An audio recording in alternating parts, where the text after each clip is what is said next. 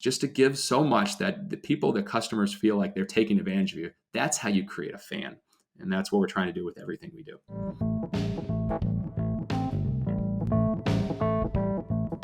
Starting or growing your business is hard work. But now you are listening to the Better Business Podcast with me, Steve Cook, and I'm going to try and make it a little easier on you.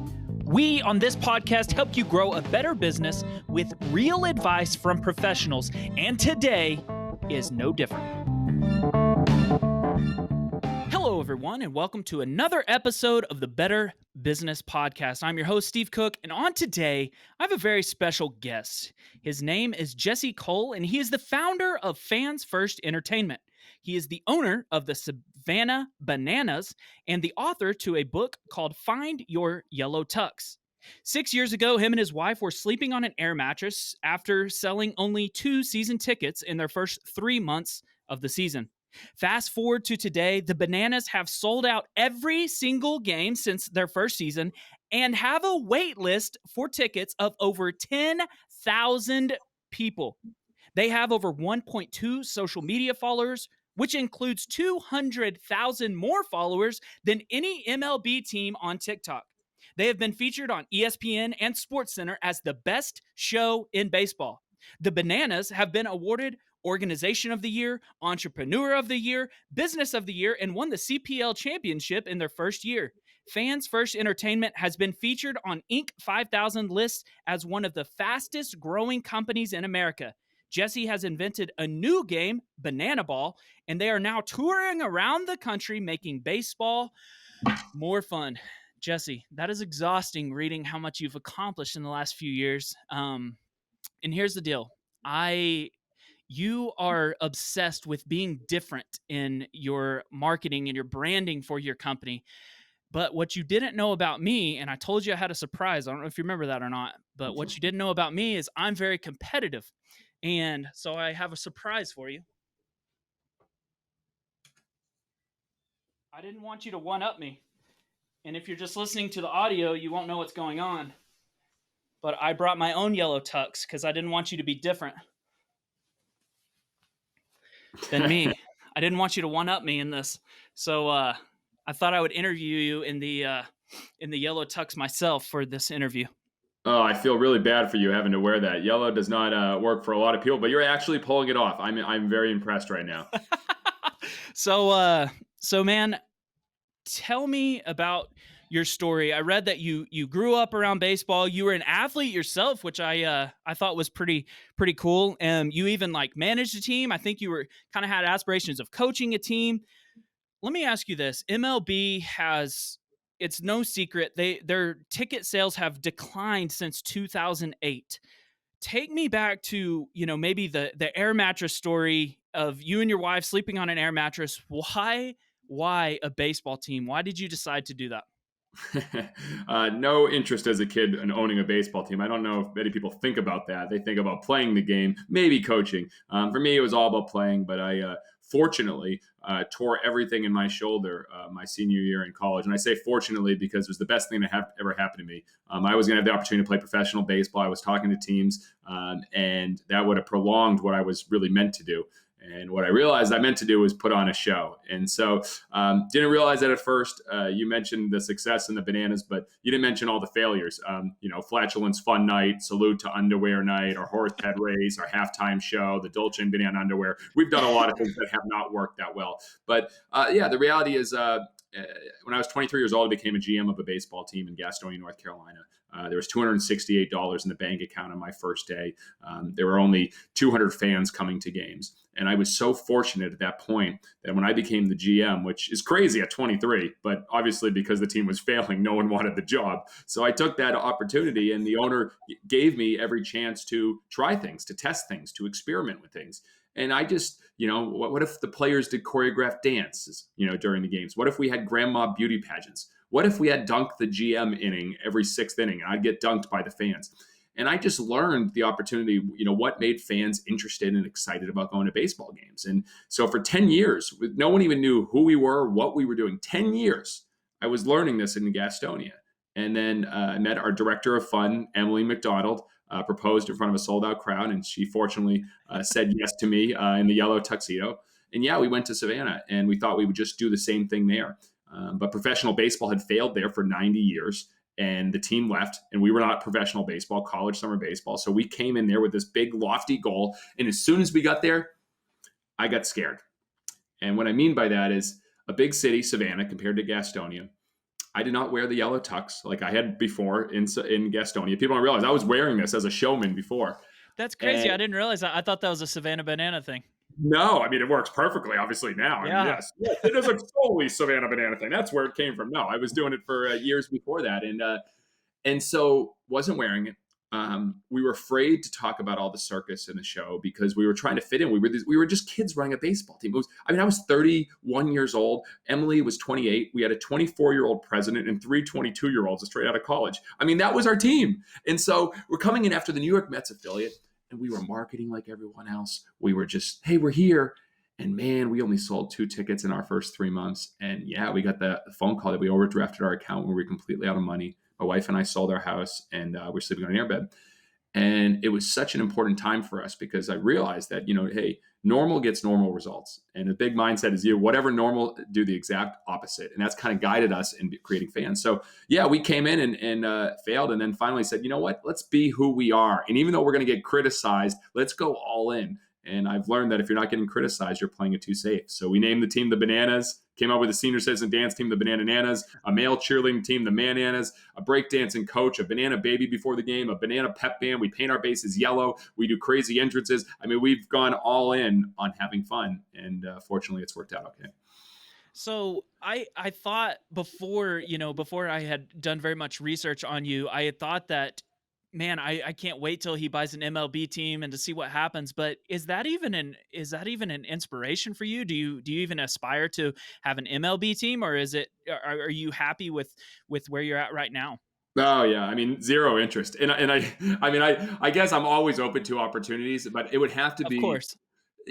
I've learned so much from Walt Disney. I'm sitting here in my office, and every day I have, geez, 5 quotes from Walt Disney, 3 posters from him. I got 2 things from P.T. Barnum, and I look at him every single day.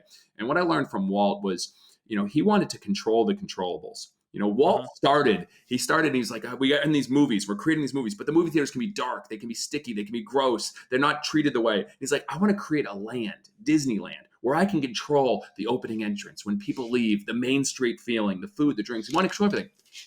In MLB, there's so much red tape, Steve. You can't do any of that. It's Yeah. literally the players' union, the owners, all these things you can't do. You can't have a breakdancing first base coach. You can't have the players deliver roses in the crowd in the middle of the game. You can't do any of that. So if you can't control an experience and be all fans first, I'm not interested. Do you feel like you received a ton of criticism at the beginning? You renamed the team, kind of a wacky name and stuff like that. Did you receive a lot of criticism to begin with when you started trying to be different from others? Oh yeah, I get nervous when we're not receiving criticism. I actually mean that when like no Yeah. one's talking about us or it's not polarizing, that means we're not really doing anything big, doing anything special, doing anything unique. So yeah, at first I was scared of criticism, and I still don't like it. Yeah. No one likes getting criticized, especially when people attack you personally. Like the owner Mhm. can be thrown out of town. You guys are an embarrassment to the city. You'll never sell a ticket. You're making a mockery of the game. Yeah, we've heard it all. But I'm very intentional. We're not for those people. Some Yeah. people weigh what people say in criticism so much, like it's a family member saying it. But no, what you're doing is just not for them. It's very simple. Right. But yeah, when we came up with the name, people hated the name. They hated it. I mean, we did a mean tweet video of all the mean tweets and emails we got of it. And then when we eliminated sponsorship, we got criticism from the industry. When we came up with Banana Ball, literally a new game where fans catch a foul ball, it's an out, and it's a 2-hour time game, and there's no bunting because we say bunting sucks. Come up to the bat and swing the bat. Baseball purists hate it, but we're not for them. And fortunately, there's enough people out there that want to come out and have fun at the ballpark that's who we're targeting. That kind of made me think of Dana White, the guy that's in charge of the UFC. He's received some criticism because he's kind of doing the same thing. He takes a little bit from boxing, a little bit from martial arts, a little bit from all these different industries, and the purists of the sport get mad at him for that. Do you feel like do you receive a lot of hate from those people that you're trying to destroy baseball, or what do baseball purists, as you call them, what do they say that they hate so much about it? No, jeez. Where do we begin? I mean, the reality is baseball purists, the purists, they want the purity of the game, the way the game was. And the reality is it's a argument that's not right. The way the game was, the games were 2 to 2.5 hours long. They were still 9 inning games. They were faster, more exciting games. And the way the game was, there was no other entertainment in the world to compete with. We're in a TikTok world right now where people can get entertainment at their fingertips, and baseball games are getting longer every single year. So Wow. the argument, to me, doesn't hold a lot of water. Now, I understand it. It's a personal preference. Some people would rather sit and watch a long baseball game. I just don't see that's where the world is going right now. So, I think the criticisms are going to continue to happen when anytime you're doing something that goes against the norm. And I'd rather be someone that's challenging the status quo, challenging the way that things are. And I'm doing it in the name of the fan. And you know who's the number one fan, or who I try to think of? Like George Lucas said, I create Star Wars. I wanted to create something that I would like. The greatest Yeah. innovators try to create something they would want. I played baseball my whole life. I understand the games. I understand hidden runs. I understand sequences. I understand what's happening in the game, and I'm still bored. If I'm bored, good luck to someone who doesn't understand the game. So I'm trying to create a game where I'm never bored and I can watch it over and over and over again. I can't watch the playoffs right now. I can't. It doesn't Yeah. excite me. So create something that you would love so much that you want to scream on the top of mountains that this is amazing and people should see it. And if you can't create that, then good luck trying to promote it.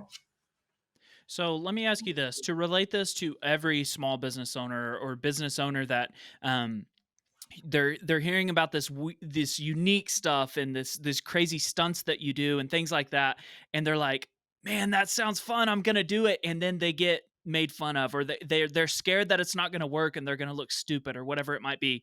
How do you overcome that fear? Do you know which major league hitter has struck out more than anyone that ever played the game? Which major league hitter has failed more than anyone that's ever played the game? I'm not sure. I'm not a staunch baseball guy. Very few people are. But it's like, think about it, like my point is this guy failed more than anyone. He struck out more than anyone that ever played the game. But he's not known for his strikeouts. He's known for his 3 home runs in Game 6 of the 1977 World Series. He's known as Mr. October. He's a Hall of Famer. It's Reggie Jackson. My point here is people don't forget your strikeout. People don't remember the strikeouts. They don't remember them. Amazon, Jeff Bezos, we talk about that, one of the greatest innovators of our time. How many people are talking about the Amazon Fire phone today? It was a Yeah. $200 million failure. My Wow. point is, what's your next at bat? We fail every day at the ballpark because we're trying so many new things. People don't remember the failures. And you either have a success or you have a story. If you have a great failure, that's a tremendous story. So Yeah. it's how you look at it. So my point is, people are so afraid, but the reality is people are in their own bubble. They're focused on their own things. And a failure is only a big failure if you don't get back up to bat. And most people don't keep coming to bat. They do this big failure and then they're so scared because they failed, they're not going to try anything new. Yes, then people might remember because it's the last thing you did.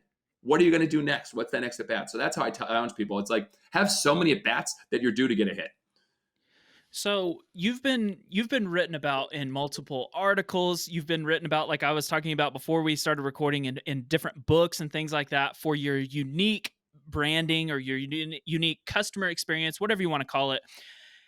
And you wouldn't be this obviously well known if it wasn't unique and different than everything else. But let me ask you this: how do you come up with something different? Because all you can see is what everybody else is doing. How do you specifically come up with different ideas? Is it from a cartoon show? Is it from a books you read or anything like that? Like how do you come up with unique things to do for branding or marketing? Maybe that's due to come. I have 2 3-year-olds, but it's not cartoon shows at this point. That's not where they're coming from. Uh, the greatest ideas come from problems, frustrations, challenges. The greatest ideas come from putting yourself in your customer's shoes.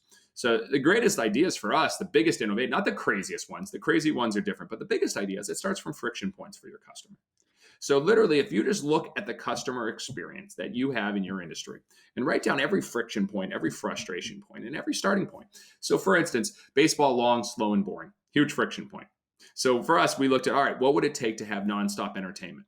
How could we have music, the band? How could we have people getting interacting when they're coming to the ballpark? How could our bathrooms have entertainment? And that's why we literally have make and bacon urinal cates where our fans are actually peeing on our rival. So you think about all the points which long, slow, and boring and having fun. The next friction point, you go to a stadium, you go to a ballpark, you get nickel and dimed. So you've been there.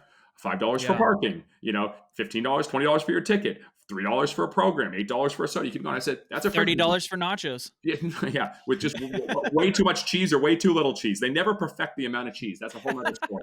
But so we looked at the friction points there. We said, well, that sucks. I don't want to keep pulling money out of my pocket. Every time I have to pull my credit card is a friction point. Every pay point is a pain point. So if you think about that, that's a good starting point. Every time someone has to pay, how do you make it frictionless or how do you make it remarkable? But anyways, so I had the point, that's a friction point. So we said, could we make every ticket all inclusive? So now you come to our game. There's no ticket fees, no convenience fees, no parking fees. You have one ticket, includes all your burgers, hot dogs, chicken sandwiches, soda, water, popcorn, and dessert, everything for $20 total. So you look at those friction points. And so I think for any industry, you say, all right, in your customer, what do people don't like about this industry? And what would be the exact opposite of doing that? If they hate, if you think about lawyers being charged every 15 minutes for an email, if you think about obviously the cab industry and what Uber did, you think about Airbnb, all the biggest innovations come from frustration points. So that's where I challenge everyone to start. And that's where we continue to think about walks are boring in a baseball game. So we developed a new rule. They're called a sprint. In banana ball, on the fourth ball, literally the umpire goes, ball 4, sprint, and the hitter takes off full speed. The catcher has to throw the ball to every position player before it's live, and the hitter's running around, and it's usually a double, maybe a play at third. It turns the most friction, boring part of baseball into kind of exciting. And so, we've looked at this at every piece of the experience, and that's how you can really start to innovate. So I watched a keynote speech that you did on YouTube, and you had referred to this idea of branding and marketing kind of as forget all that. I want to create attention. Yeah. And it made me think in our industry, or maybe more of like a serious industry or something like that, creating this idea of attention. Is there ever a time where for a business that getting attention can ever be a bad thing? And I don't mean like negative attention, like you have a sexual harassment case or anything like that. Of course, I just mean, is there ever a time where just getting attention over and over that it's a bad thing? Good question. I haven't found it. Yes, I mean, you mentioned obviously negative PR, but you can't get the hearts of your fans until you get the eyes and the ears. And I'm using the term fans because I believe we should be on a movement. I believe every company shouldn't talk about customers, clients, vendors. They should talk about fans. It's a different conversation. So if you want to create fans, you first have to get their attention. And it's the starting point on everything. And so no one even knew who the Bananas were until we named the team, the Savannah Bananas. No one knew about banana ball until obviously ESPN and the Wall Street Journal and USA Today. It was all part of the method to create attention. So I believe every company shouldn't have a marketing plan. They should have an attention plan. All right, next month, it's like, all right, we're putting this on social, we're putting this on Instagram, we're putting this on Facebook, we're doing this radio, we're doing this. Why should people care? Now, yes, granted, marketing can get customers. If you put enough out there, you'll get customers, all right? But attention is like steroids to getting customers. And so we look on what are the things that we're doing to create attention. Every single ball game, we look at what is a crazy, unique, viral moment that we can create that may, jump us into even more attention that will get people to understand, wow, these Bananas are crazy. They're fun. I want to learn more about them. We're just trying to create curiosity. Okay, so take me into a different industry. Maybe think of a manufacturing facility, or my family owns a small chain of feed stores, like they sell racehorse feed and stuff like that, or maybe a grocery store, something that's not in the entertainment business. I'm going to stop you there. Every Okay. company is in the entertainment business. Bingo. Every Okay. company is in the You mentioned a grocery store. All right. Okay. A grocery store. Someone's coming into a grocery store. What's the definition of entertain? It's to provide enjoyment and provide amusement. Now, if you came into a grocery store, all right, and people literally and they're doing this now, you have valet service for your cars. All right. As you're going in to get your food, they're washing your car. All right. You come in, you've got think of it as you got a what's it at a hotel where they have the service at a hotel. You have The a concierge or whatever. concierge service, Yeah. at the grocery store. You have special samples, food and drink wherever you go. Your kids get excited to go to the grocery store because it's an experience. Like Toys R Us. There's no reason Toys R Us should be out of business. Toys R Us thought they were in the toy business. Toys R Us should have been in the play business, in the amusement park, in the theme. Like that should have been their experience. You come into Toys R Us and you play. It's $10 and you play as much as you want. You just happen to have the opportunity to buy toys. So it's just a different game. So for instance, it's all on experience. So whether it's horse feed, whether it's manufacturing, why are people talking about you? What makes your experience different? When they first call you, when you answer the phone, what do you do? What's the voicemail? When they buy from you, do they get a fun video that's sent in? We send videos when people buy. That whole entire process is part of entertainment and is part of experience. That's how you can stand out. You don't need to say, hey, this is how you buy. This is an invoice system. This is so-and-so. Manufacturing, why? Even if it's a widget. If you're selling a widget, why should people care about your widget? How can the experience of buying a widget be so remarkable? You wouldn't believe I was buying a widget, and this is what happened in the experience. And then 3 months later, they sent this part of my widget experience. That 3 words I said in the middle of that is you wouldn't believe. How do you get people to say you wouldn't believe about your experience? That is creating attention. That is marketing. That is entertainment. You wouldn't believe. Every day we try to get people to come to our ballpark and say, you wouldn't believe what happened at a Savannah Bananas game. That I think any company can do. So, Jesse, in 64 episodes, I typically like to ask the question, if you had 10 times the budget you have now, what would you spend it on? And I usually set this up and say, like, if you won the lottery or if you, whatever it was, and you hypothetically turned this money down and said, I am not interested in having 10 times the budget. Explain why, when asked if you had 10 times the budget now, what would you spend it on? You would say, I don't want the money. I'll give you a story. How's this? That's even better. When we first started in Savannah, we had pretty much 2 options for ticketing: Ticketmaster and Ticket Return. And what were we told? You would pay $1, $2 ticket fees on every single ticket. And what they told us was, oh, no, you just put it on your fans. They'll pay the ticket fees. They'll pay the convenient fees. Now, the name of our company is Fans First Entertainment. That goes against everything we believe. Our mission, fans first, entertain always. Every decision we make is at fans first. And the response was, you'll just put the fees and ticket fees on your fan, and then you'll pay this as well. And then so putting the fees on our fans wasn't an option. So we looked at this and said, this is going to cost us, if we sell 100,000 tickets, this is going to cost us $150,000. We just went to $1.8 million in debt. We've sold 2 total tickets. How can we afford $150,000? There was no option. So we went to not plan B, not plan C, plan X. We went all the way down. We said, can we find an upstart that is barely getting started that we can just work with them and design this? And can we print our own tickets in-house? Can we just do this all ourselves and see how it goes?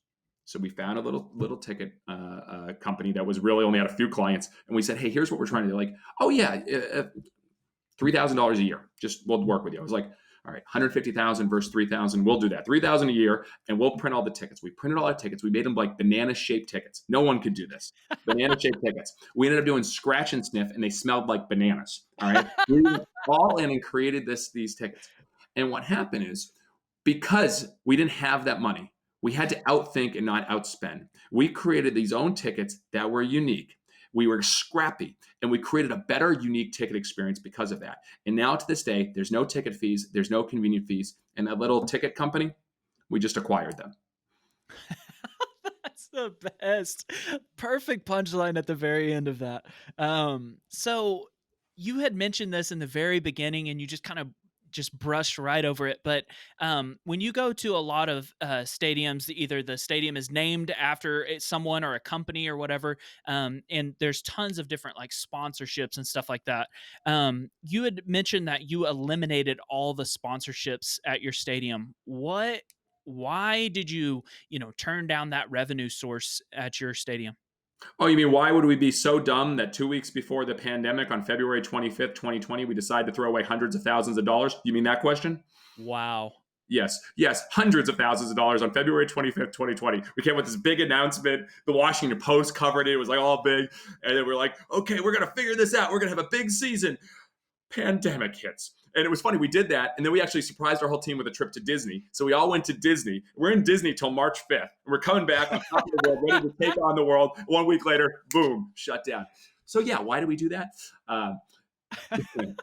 The reality is, what do you stand for? And I think a lot of times businesses will have the opportunity to put their foot in the ground, put their stake in the ground and say, this is who we are and this is what we stand for. And for 5 years, I've talked about sponsorship. And I said, I've never been a huge fan of it. And here's why. And I know this can upset people, and believe me, it upset everyone in the industry. Here's why. If you go to a sporting event and you look at the outfield fence, you look everywhere, it's just ads everywhere. You get your program is more ads than it is content. It's all about just using your fans to try to get their product in front of people, which I get it. They pay big dollars. So what happens is these teams, who do they work for? Do they work for their fans or do they work for the sponsors? When they do these promotions during the games, this so-and-so brought to you by car dealership. It's not necessarily a great promotion. They're doing it because the car dealership wanted it. So what happened is when we looked at the numbers and we were like, all right, if we threw away all this, but we really went heavy, even more on doing more things for our fans, would we be okay? And we looked at the numbers, even though it was hundreds of thousands of dollars, it was only about 10, 12% of our total revenue. If we lost 10, 12% and we didn't gain it back at all, would we be okay? And the answer was yes. And so what has happened since that point? We don't have to focus our effort and time on our sponsors. We focus all our time and effort on our fans. And since that point, our merchandise alone has tripled what we used to do in sponsorship, tripled. And so we have more fans from all over the country. And I'm not saying it's a direct correlation, but we are investing more on the fan experience and our fans are investing more in us. And I think it's a good answer because we're no longer focusing on that. We're singly focused on one thing, and it's the best fan experience. And I think it's worked out okay now, fortunately.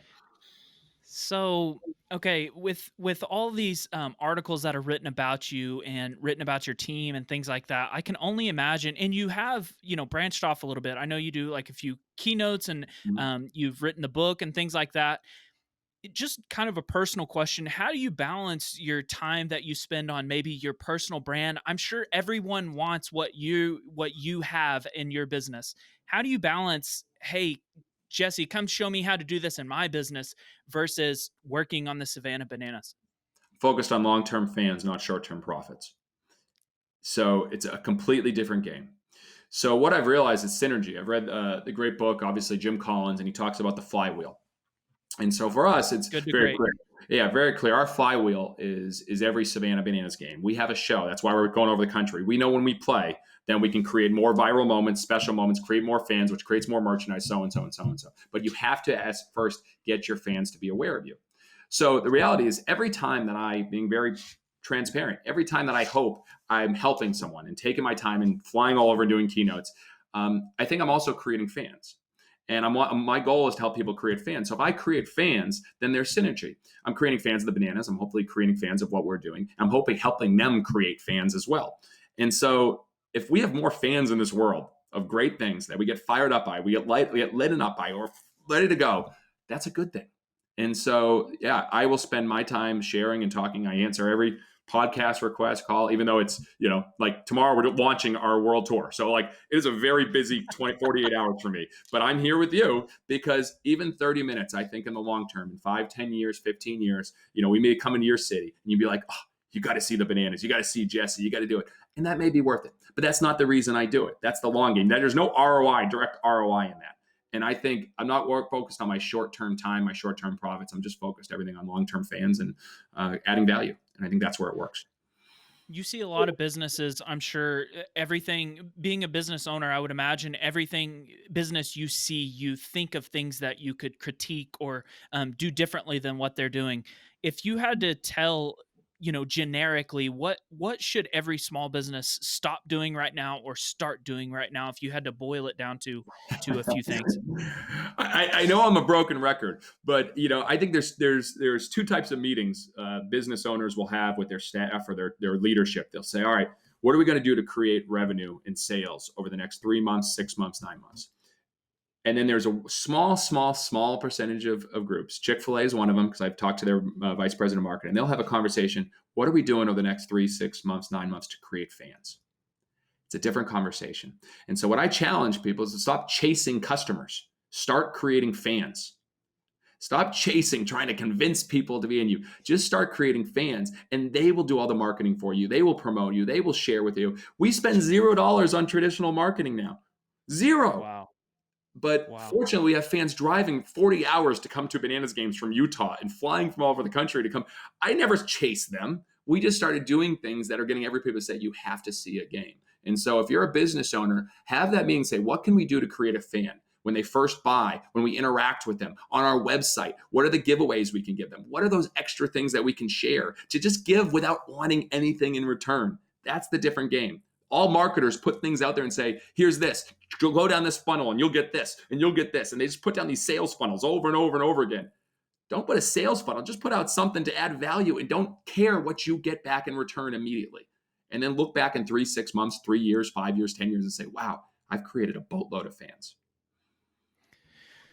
Jesse, I want to, in preparation for my last question, I want to just tell you that, in doing research on you, like I said, I'd read about you in a book, and I kind of become aware of you at that point. But doing research for this podcast, I have become a fan of yours, and you've really have inspired me as a business owner to look at the things that we're doing and think about doing things differently than other businesses. And I want to ask you one final question, and that's, I want you to try to take a step back and look at where we started with the air mattress story, and think about how probably the desperation that you and your wife were in, the scaredness, the intimidation of doing things differently. And if you had to give one piece of advice, all the stuff that you've learned over the years, to a business owner that's just starting out and had to give them one piece of advice, what would that be? Be patient in what you want for yourself, but be impatient in how much you give to others. Patient. Say it again.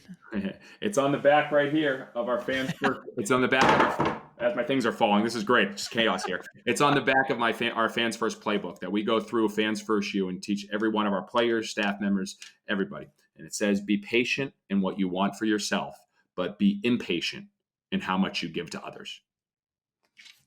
And what does that mean? What do you think it means?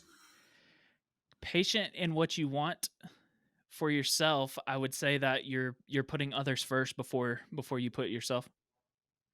Yeah, impatient in how much you give to others. The second part of that. So again, like we were saying, give without asking for anything in return. Just give so much value that your customers feel like they're taking advantage of you. When people come to our ballpark and get all their food, all their entertainment, everything included, they are blown away by how much we're giving. And we're not nickel and diming. I mean, literally, before someone buys merchandise for us, and we're so fortunate now. It's actually, the first shipment of t-shirts came in and bananas was spelled wrong. We actually had too many N's in bananas. Like, we failed so miserably. We were doing things on Excel sheet. We were failing miserably. We were bringing all the boxes to the post office. And finally, they were like, we can pick them up. We'll just bring the mail truck to you. And so they're bringing the mail truck to us for the last couple of years. And then this past year, they're like, it doesn't fit in the mail truck. So they're bringing the huge, like, semi truck now every day to pick up our merchandise. We have carts and carts and carts of merchandise. People don't realize this. Before they even buy something right now online from us, it's already costing us $9. Why? Because we have free shipping on everything.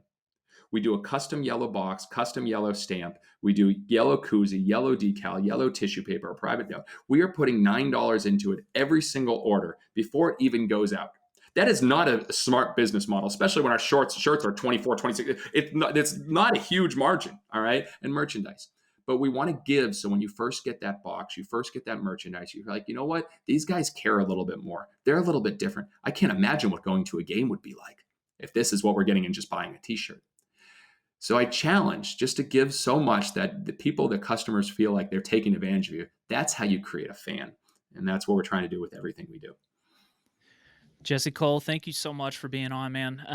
I respect you so much for what you're doing there, and I look up to you as another business owner. So thank you for being on today.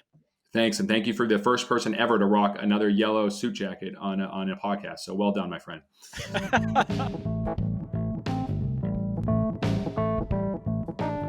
Hey, thank you so much for listening to another episode of the Better Business Podcast with me, your host, Steve Cook. Starting or growing a business is hard work, so I hope that today's advice made it just a little bit easier for you. We'll be sharing more about this exact topic all this week on my social platforms. You can find me on Instagram, LinkedIn, TikTok, or if you would like to get a personalized blog post from me on this topic, you can join my email list, and I will send you an email once a week. You can check the show notes to subscribe to that, or find me on my website, whatever's easier for you.